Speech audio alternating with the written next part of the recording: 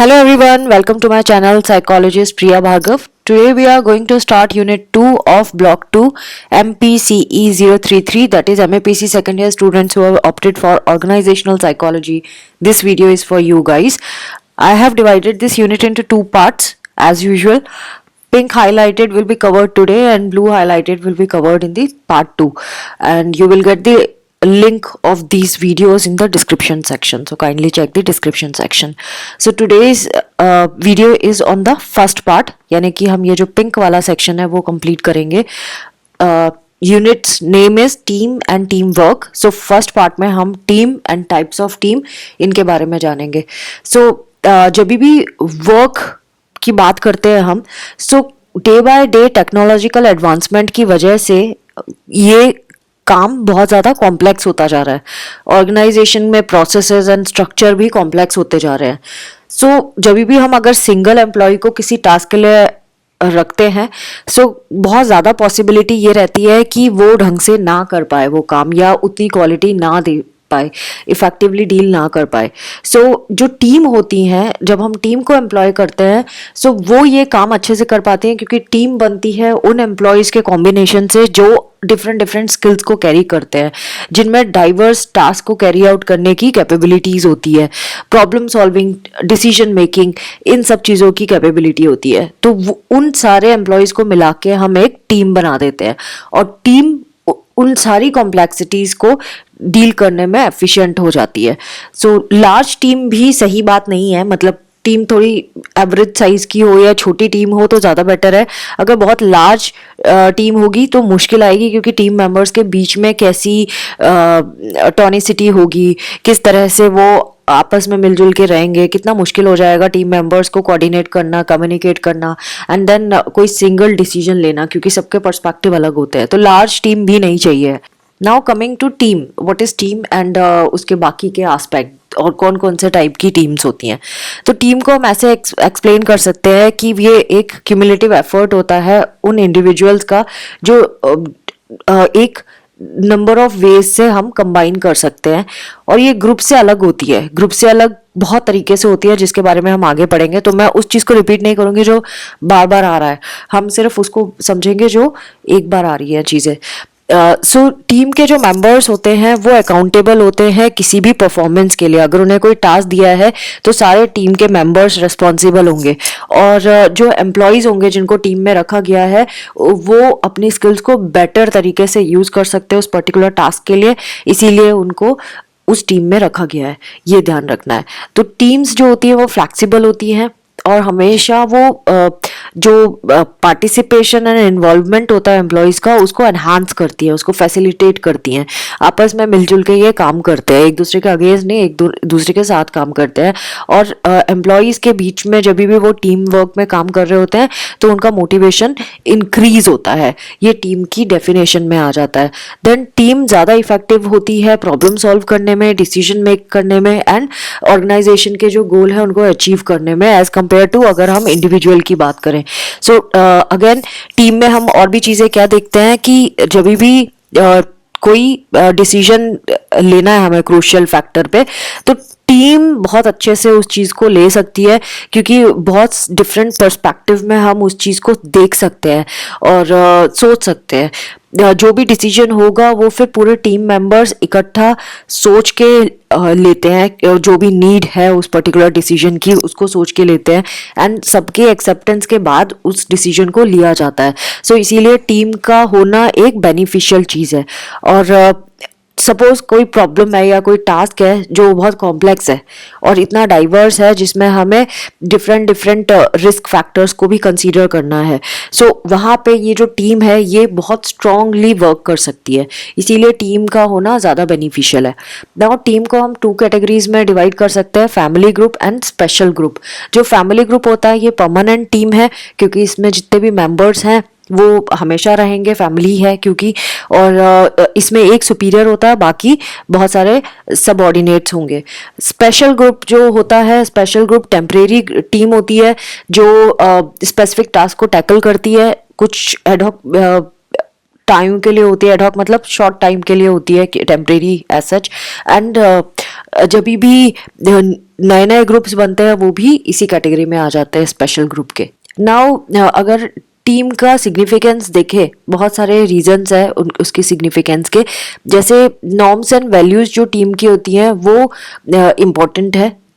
अगर norms and values में change आया टीम के, उसका डायरेक्ट इम्पैक्ट होगा टीम के मेंबर्स के बिहेवियर में, है ना। आप हम किसी नॉर्म्स एंड वैल्यूज को लेके चल रहे हैं, एक सपोज एक फैमिली का ही एग्जांपल ले लेते हैं because that is a permanent team का एग्जांपल। सो अगर उसमें कुछ नॉर्म्स एंड वैल्यूज फैमिली में चेंज आ गए तो हर एक के बिहेवियर पे इम्पैक्ट पड़ेगा, सब लोगों में चेंज आएगा, क्योंकि अब वो चीज़ फॉलो नहीं कर रहा है जो पहले करते थे। सो कभी कभी ये जो चेंजेस होते हैं लॉन्ग लास्टिंग भी हो जाते हैं, एंड कभी कभी वो बहुत इमीडिएट होते हैं, एकदम से हो जाते हैं। तो बिहेवियरल चेंज आना बहुत बट ऑब्वियस बात हो जाती है, राइट। और इफेक्टिवली अगर आपको टीम के मेंबर्स को यूज़ करना है तो उनके बिहेवियर के ऊपर पॉजिटिव इन्फ्लुएंस डालना बहुत ज़रूरी है। जो तो टीम मेंबर्स का बिहेवियर है वो पॉजिटिवली इन्फ्लुएंस भी किया जा सकता है अगर टीम को इफेक्टिवली मैनेज किया जा सके। अगेन टास्क अगर कॉम्प्लेक्स है और उसको कन्वीनियंटली हम डील करें तो टीम की हेल्प से, तो हमें और उस टीम में कौन से मेंबर होंगे, डाइवर्स स्किल्स वाले मेंबर्स होंगे। सो वो टास्क बहुत आसानी से डील हुआ जा सकता है, उसमें कोई प्रॉब्लम्स आएंगी ही नहीं। सो टीम का होने का ये बेनिफिट भी है हमारे पास। जब भी हम एज अ टीम वर्क करते हैं तो हमें इस बात का भी ध्यान रखना है कि सोशल इंटरेक्शन हमारा बढ़ जाता है ना। अगर इंडिविजुअली कोई इंसान काम कर रहा है, वो अकेले में काम कर रहा है, उसका कोई इंटरेक्शन नहीं है किसी से, लेकिन जब वो टीम में काम करता है तो एम्प्लॉय को कुछ बेनिफिट्स पर्सनल लेवल पे भी होते हैं, जैसे कि उसको सोशल इंटरेक्शन तो हो ही रहा है, रिकॉग्निशन भी मिल रही है टीम में, बिलोंगिंगनेस की फीलिंग आ रही है, एंड देन जो भी वो प्रॉब्लम इंडिविजुअली फेस कर रहा है उसको एक सपोर्ट सिस्टम भी है एज अ टीम। सो इसीलिए टीम एक बेनिफिशियल चीज़ भी है। नाउ ग्रुप एंड टीम में क्या फ़र्क है वो अब हम देखेंगे, क्या डिफरेंस है। ये एग्जाम में आ सकता है क्योंकि ये टेबुलर फॉर्म में दिया हुआ है। तो जो ग्रुप है वो 2 या 2 से ज़्यादा लोगों का मिलकर बनता है जो रेगुलरली इंटरेक्ट करते हैं और एक दूसरे को इन्फ्लुएंस करते हैं। जो ग्रुप के मेंबर्स होते हैं ना वो एक दूसरे को अपनी जो उस ग्रुप में तो खुद को देख रहे हैं लेकिन इंडिविजुअल आइडेंटिटी को भी परस्यू करते हैं और इंडिविजुअल आउटपुट भी देते हैं साथ में। और टीम में आप ये देखोगे कि एक कॉमन ऑब्जेक्टिव के लिए टीम वर्क कर रही होती है, कलेक्टिवली वर्क करती है, कोऑर्डिनेट करती है, एक दूसरे से एफर्ट्स लेती है और कॉमन आउटपुट की तरफ वर्क करती है। तो अगर आप इस डिफरेंसेस टेबल में देखो तो परफॉर्मेंस, अकाउंटेबिलिटी एंड गोल के ऊपर इन्होंने डिफरेंशिएशन किया है टीम्स एंड ग्रुप्स में। टीम जो होगी वो डिपेंड करेगी both individual and collective contributions पे टीम मेंबर्स के, और जो ग्रुप होगी वो डिपेंड करेगी इंडिविजुअल मेंबर्स के ऊपर। इसमें कलेक्टिव कुछ नहीं होगा ग्रुप में। टीम में आप देखोगे इंडिविजुअल एंड म्यूचुअल अकाउंटेबिलिटी होगी, यानी अगर कुछ गड़बड़ होती है तो इंडिविजुअली भी आप टोकोगे उसको और म्यूचुअली भी टोकोगे, और ग्रुप में होगी तो इंडिविजुअली टोकोगे। नाउ गोल को अगर देखा जाए तो कॉमन गोल होता है टीम का भी और इंडिविजुअल का भी, और वो गोल को अचीव करने के लिए कमिटेड होते हैं। जबकि ग्रुप में आप देखोगे कॉमन गोल्स ही रहेंगे, इसमें कोई इंडिविजुअली आप कुछ ऐसा नहीं करोगे, कमिटमेंट वाली कोई बात नहीं होगी, बस कॉमन गोल के लिए ग्रुप बना हुआ है। ना स्टेजेस ऑफ टीम डेवलपमेंट करेंगे हम। मेन 4 हेडिंग्स हैं जिसके अंडर हम पढ़ने वाले हैं, forming, storming, norming and performing. So FSNP करके आप रिमाइंड कर सकते हो अपने आप को, क्योंकि ये लिस्टिंग गई हुई है तो यानी कि ये भी एग्जाम में आ सकता है। आपको ग्रुप एंड टीम के बीच में डिफरेंस तो पूछ सकते हैं, साथ में स्टेजेस ऑफ टीम डेवलपमेंट भी पूछ सकते हैं। सो पहला आ गया फॉर्मिंग। अगेन फॉर्मिंग नाम से ही पता चल रहा है, इस स्टेज में जो है मेंबर्स आपस में इंटरेक्ट करेंगे, एक दूसरे को जानेंगे, जैसे ही टीम बनेगी उनके बीच में रैपो स्टैब्लिश होगा और वो आगे बढ़ने के लिए जो भी चीज़ें चाहिए होंगी उसकी तरफ सोचना शुरू करेंगे। कैसे टीम गोल्स होगा, क्या होगा, वो उसके ऊपर बात करेंगे। सो इसके बाद वो लोग ये डिस्कस करेंगे कि टास्क और गोल क्या होगा टीम का। Next is storming. स्टॉर्मिंग में अगेन इसमें डिस्कशन किया जाएगा जो भी हमने गोल स्टैब्लिश किया था फॉर्मिंग के टाइम पे, फॉर्मिंग स्टेज में, गोल के ऊपर डिस्कशन शुरू होगा, आर्ग्यूमेंट होगा टीम के मेंबर्स के बीच में, और प्लान बनाए जाएंगे कि कैसे अचीव किया जाए। वो टीम मेंबर्स हो सकता है एक दूसरे से compete भी करें अपने स्टेटस, पोजीशन और कंट्रोल के लिए टीम में, और ये एक टेंशन क्रिएटिंग स्टेज भी हो सकती है टीम मेंबर के बीच में, जहाँ पे वो एक दूसरे से आर्ग्यूमेंटेटिव स्टेज में भी पहुंच सकते हैं।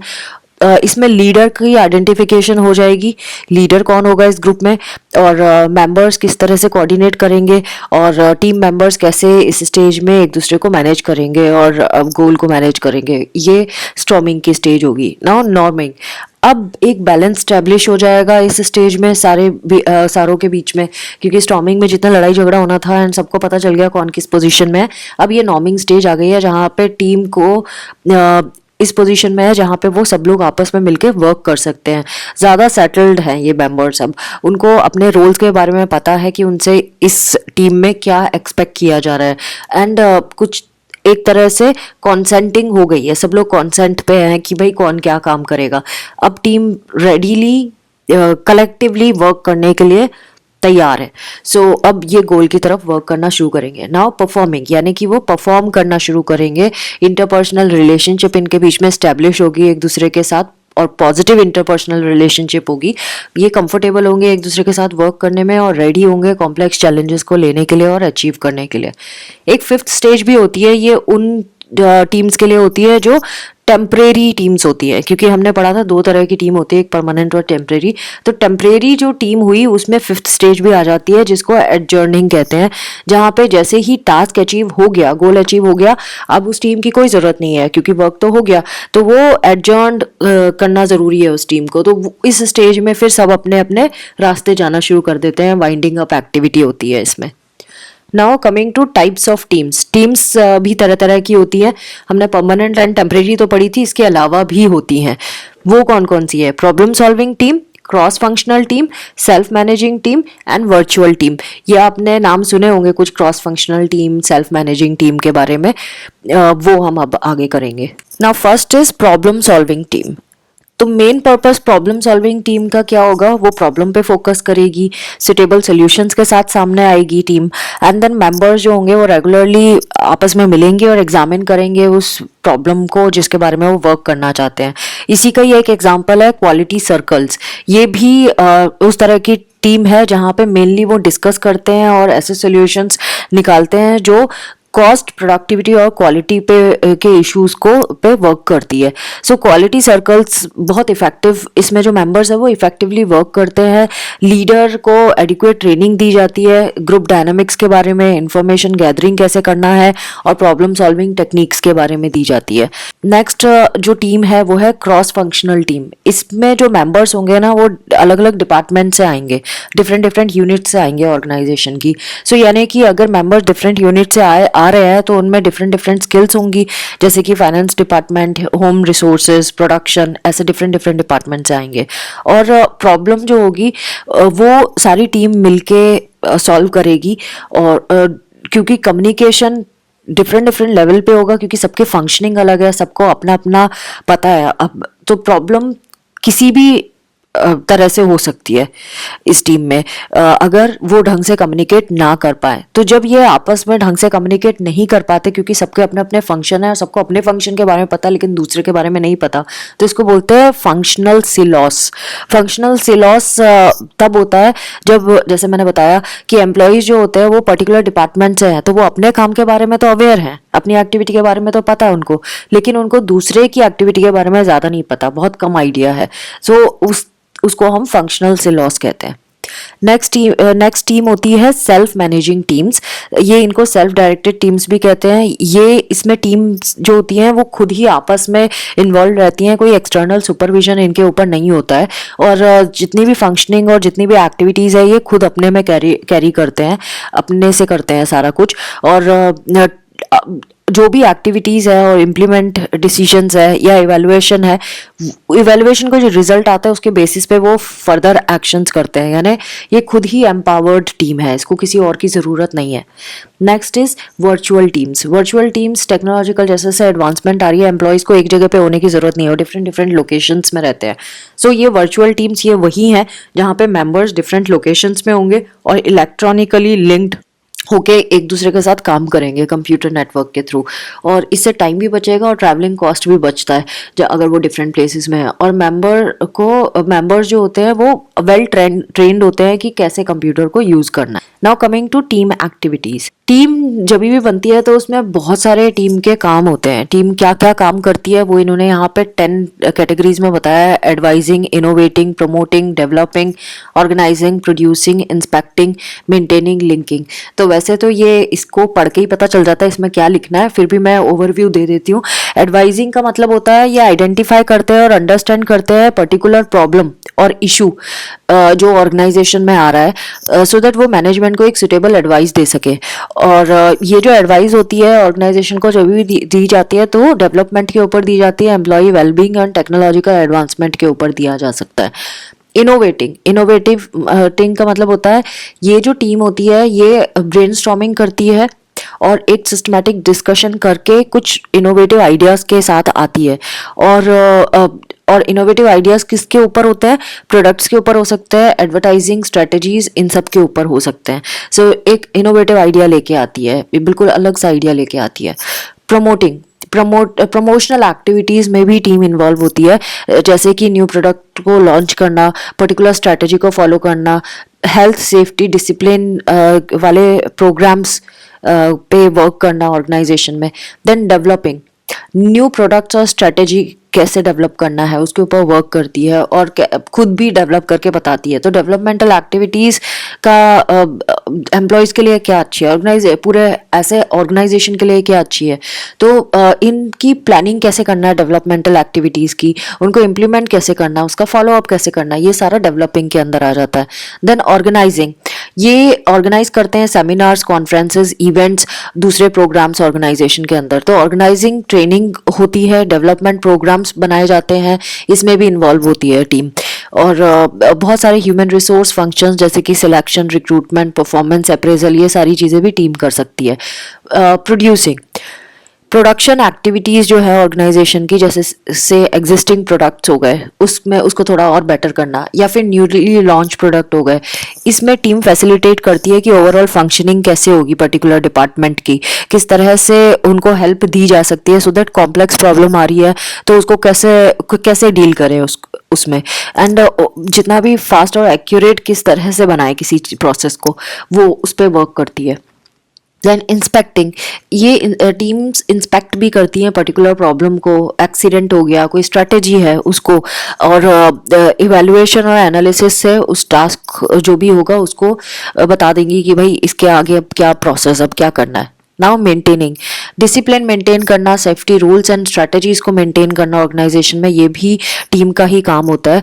और एक positive attitude, high moral, high motivation, overall maintenance जो ऑर्गेनाइजेशन की सिटीजनशिप है उसकी एम्प्लॉयज़ में, वो डेवलप करना भी टीम का काम होता है। देन लिंकिंग, बहुत सारे ग्रुप्स है ऑर्गेनाइजेशन में, उनके बीच में लिंक्स स्टैब्लिश हो जाएं, मैनेजमेंट और एम्प्लॉयज़ के बीच में किस तरह का रिलेशनशिप है वो मेंटेन करना, एक से ज़्यादा ग्रुप्स हैं फॉर्मल या इनफॉर्मल उनके एम्प्लॉयज़ के, उनको में कैसे लिंकिंग करना, तो ये ब्रिजिंग का काम भी करती हैं, जो गैप है उसको ब्रिज करने का काम करती हैं दो या दो से ज़्यादा ग्रुप के बीच में, कॉर्डियल कम्युनिकेशन रहे, इंटर ग्रुप रिलेशनशिप अच्छी रहे, उसके ऊपर वर्क करती हैं।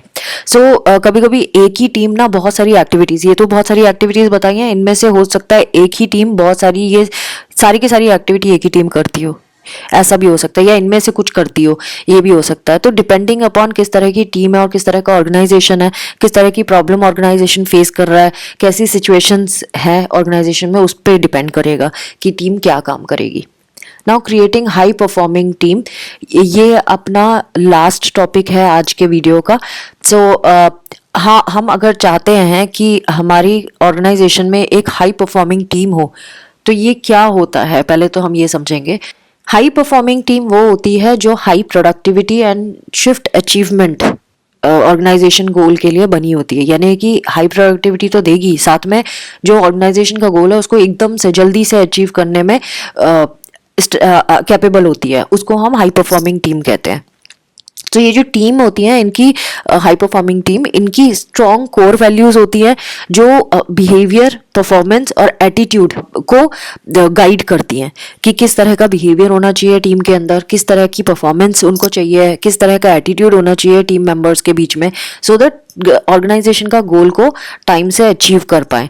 सो जितने भी इस टीम में मेंबर होंगे उनमें सेंस ऑफ पर्पस होगा ऑब्जेक्टिव को अचीव करने का, एंड ये परफॉर्मेंस स्टैंडर्ड्स जो होते हैं उसको सेट करती हैं अपने ऑन द बेसिस ऑफ कि किस तरह से परफॉर्मेंस की जा रही है। रेगुलर बेसिस पे इवैल्यूएशन होगा, फीडबैक दिया जाएगा, सो दैट उससे सारे मेंबर्स को पता होगा कि हमें किस लेवल की परफॉर्मेंस देनी है। हाई परफॉर्मिंग टीम जो होंगी वो फ्रीक्वेंटली डिफरेंट स्किल्स के लोगों को हायर करेंगी अपनी टीम में, और उनको क्रिएटिव थिंकिंग के लिए, लेटरल थिंकिंग के लिए एंगेज करके रखेंगी टीम मेंबर्स को, और हाई परफॉर्मेंस टीम बनाई जा सकेगी। तो हाई परफॉर्मेंस टीम को जब हम बनाते हैं तो इन मेजर्स का हमें ध्यान रखना पड़ता है, जैसे कि सेटिंग हाई परफॉर्मेंस स्टैंडर्ड्स। हमेशा जो मैनेजमेंट है ऑर्गेनाइजेशन में वो कुछ ऐसी टीम्स को रिकॉग्नाइज करेंगी और उनमें हाई परफॉर्मेंस स्टैंडर्ड्स डालने की कोशिश करेगी, सो दैट जब ये हाई परफॉर्मेंस टीम बने तो वो जल्दी से अच्छी क्वालिटी का वर्क करके दे दे।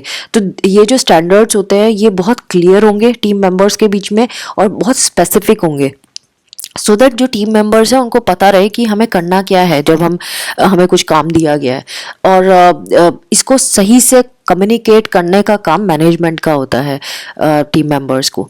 सेकंड जो हाई परफॉर्मेंस टीम में हम देखेंगे जो अडॉप्ट करेगी टीम, वो है the first team meeting. First team meeting बहुत क्रूशियल होती है क्योंकि इसमें रेपो सेट होता है टीम मेंबर्स के बीच में, मैनेजमेंट और टीम मेंबर्स के बीच में भी रेपो सेट होता है, और स्पेसिफिक गोल्स और क्या एक्सपेक्टेशंस है उनकी परफॉर्मेंस को लेकर वो क्लियरली सेट की जाती है। जो एक्टिविटीज़ उनको करना है वो सेट किया जाता है। नेक्स्ट स्टेट आती है creating a sense of urgency. Time limit बताना बहुत ज़रूरी है कि हमें गोल ना इतने टाइम में अचीव करना है, तो जब टाइम लिमिट सेट हो जाती है वो टीम मेंबर्स को कम्युनिकेट कर दी जाती है, सो दैट उनको पता रहे कि सेंस ऑफ अर्जेंसी रहे उनके दिमाग में, और वो सारे मेंबर्स कमिटेड रहे कि भाई इतने टाइम में करना ही पड़ेगा। तो मेंबर्स ऑलवेज उनको एनकरेज किया जाएगा कि वो एक प्लान्ड एंड सेट रूल्स को फॉलो करें, स्मॉलर गोल्स को सेट करें, और टाइम लिमिट सेट करते हुए छोटे छोटे गोल्स में ब्रेक करने के बाद एक गोल को अचीव किया, फिर दूसरे को किया, फिर तीसरे को, मतलब स्टेप बाय स्टेप आगे बढ़ते जाएं और फाइनल ऑब्जेक्टिव जो है जो उनको असाइन था उस तक पहुंच सके। Select members with right skills. इसमें वो मेंबर्स आएंगे जो डाइवर्स स्किल्स के हैं, क्योंकि अगर किसी चीज़ की ज़रूरत पड़ी तो एक पर्टिकुलर मेंबर ऐसा होगा जो उस पर्टिकुलर स्किल को जानता होगा। तो जो मेंबर्स हैं वो effective communication, interpersonal and leadership skills वाले होंगे, और ये माइंड में रखा जाएगा कि ये गोल है और टीम को इस गोल की तरफ वर्क करना है। Establishing clear rules and norms for team behaviors। जो टीम मेंबर्स हैं उनको ये इन्फॉर्म किया जाएगा कि टीम एक्टिविटी की क्या लिमिटेशन है, क्या उनके बिहेवियर से एक्सपेक्ट किया जा रहा है, किस तरह का कम्युनिकेशन चलेगा और किस तरह का नहीं चलेगा। जो एक्सपेक्टेशंस है टीम मेंबर्स की वो क्लियर की जाएंगी इससे पहले कि काम के मोड में वो चले जाए, मतलब वर्क मोड में पहुंच जाए।